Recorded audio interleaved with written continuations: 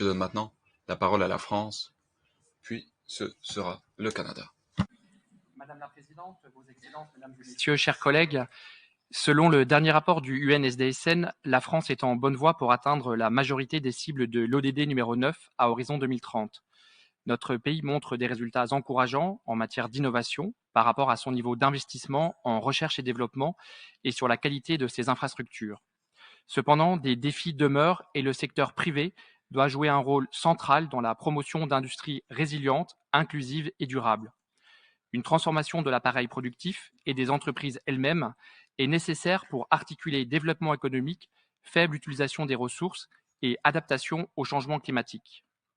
L'accélération de la transition écologique et sociale est fondamentale pour ne laisser personne de côté et pour permettre au secteur industriel de se repenser. Les entreprises, y compris les PME, doivent, de ce fait, penser leurs responsabilités sur l'ensemble de leur chaîne de valeur. Les questions environnementales comme les droits de l'homme ne connaissent pas de frontières.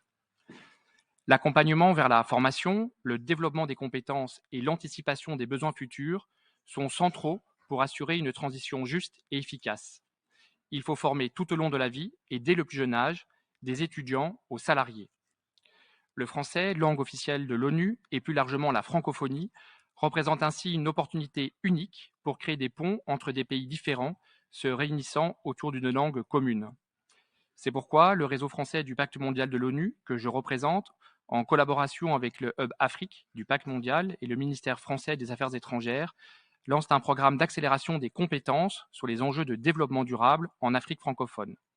Cet accélérateur permettra de favoriser l'accès aux connaissances en matière de responsabilité sociale des entreprises au plus près des acteurs économiques, de partager des bonnes pratiques et de porter la réalisation de l'agenda 2030 dans un cadre multilatéral. Je vous remercie et j'espère avoir répondu aux questions de Monsieur le Vice-président.